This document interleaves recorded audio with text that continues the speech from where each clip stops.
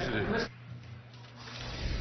I want to bring in Ace Smith to our conversation. Ace being a Democratic strategist and a 30-year veteran of state and national politics, and Jeremy Byrd, and former national field director for President Obama's re-election campaign. Gentlemen, good to have you with me. And Ace, let me start with you. Vice President Biden says let Sanders have his own pace on this one. So his pace might slow down the momentum of Hillary Clinton and the brand of the Democrats in the general. Or is it a benefit to have him stay in and help invigorate folks to get them excited about the general? Which is it, a pro or a con? I think the simple fact here is that we need to let him take his time to talk to his supporters and his voters, and that's all healthy for the party.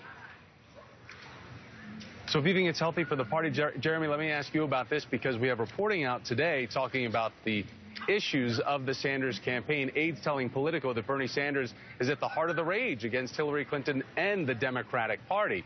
But as I spoke about before, we've got Congressman Rahul Grijalva arguing that unity is a two-way street. It's not up to Bernie Sanders alone to bring the party together.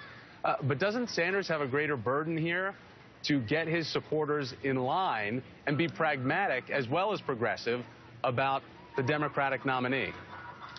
Well, look, I would agree with Ace. I think, you know, look, we had history yesterday as Secretary Clinton secured the nomination.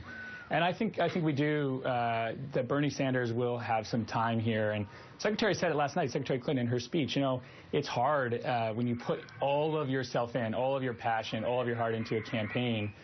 It'll take some time, but I think you'll come to see over the next couple of days, next week or so, that Senator Sanders and his supporters will start to move towards what really matters here, which is the Democratic Party coming together and building a campaign to fight Donald Trump in the general election. And Ace, what would your advice be to Senator about this point and the crossroads for himself and the movement that he has created, if he wants to keep that sustainable? I think the best advice would be to look at all the commonality between where he stands on these important issues. Really the critical issue is how do we start really removing barriers instead of building walls? You know, how do we create an economy that is broadly based?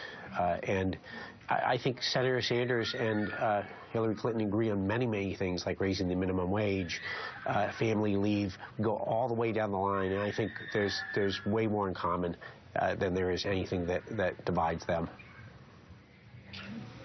Guys, I'm just getting word that President Obama, Air Force One, we have images of his plane. He's on his way to New York. He's going to be taping an edition of Jimmy Fallon and making an appearance on that show. So there we have a beautiful shot of Air Force One. Jeremy, last word I want to give you is about the fact that while we talk about where there is still a bridge to be built between Sanders and Clinton, one thing they do agree on is how the Democratic nominee needs to beat Donald Trump.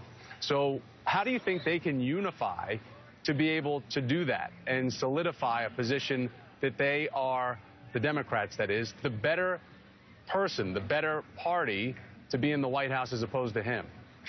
Yeah, I mean, I think that's exactly what unites the campaigns, which is, look, the country can't afford Donald Trump, his dangerous and divisive politics. And when you look at all the issues that Ace just talked about, and you look at where Trump is on wanting to ban Muslims from coming into this country, wanting to punish women for their health care choices, not agreeing that the minimum wage should be raised, but thinking wages are too high.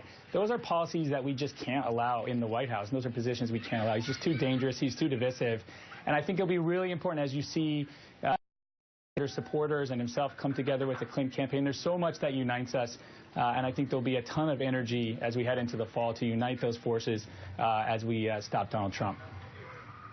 Okay, Jeremy Byrd, Ace Smith, thank you, gentlemen, very much. And as you talk about energy, I just want to let everybody know,